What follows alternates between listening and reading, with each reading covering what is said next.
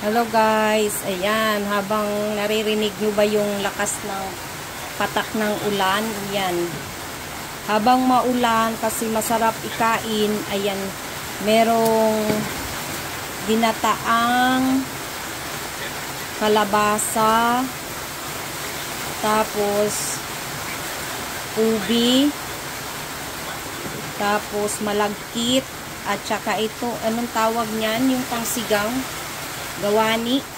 Yan, gawani. Yan. Gawani sa waray ba? Anong tawag sa ano? So, ayan guys. Tapos may nilagyan ng gabi daw, gabi. Yung basta yung pangsigang guys, yung white.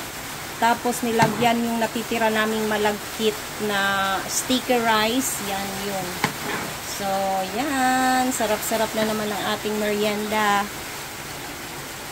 Sa maulang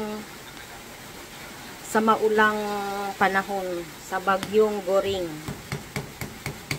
So, masarap mamaya pag naluto. So, bye-bye muna. Hello guys. So, ayan. Tapos na ako maglaba guys. Katatapos lang kahit maulan. Bagyo. Naglaba pa rin ako. Tapos, yung niluto ng asawa ko na ginataan. Ito na yun guys ngayon. Ayan. So, ayan. Kita ba guys? Ay, nag-zoom pala. So, ayan. Ayan, kain tayo. Kain tayo. Ayan, kain tayo guys. Ang sarap.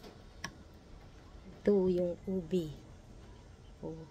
Galing to lahat guys sa farm. Sa tanim lang na.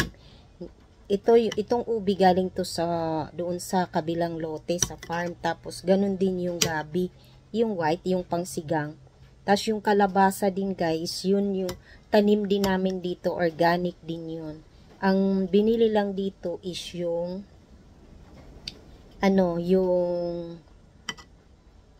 glutinous rice at saka gata. Pero mura lang dito yung gata. Yung tag 10 piso. Pero may nagbibigay din. So, ayan. Bye-bye. Thank you. Kain tayo.